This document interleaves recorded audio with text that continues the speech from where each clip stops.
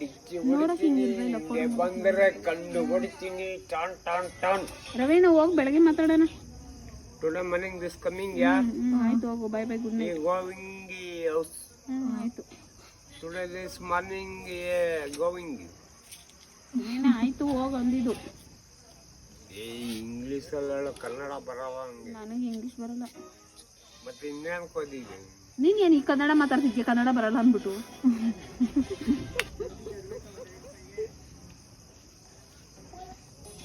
ಸರಿ ಬಾಯ್.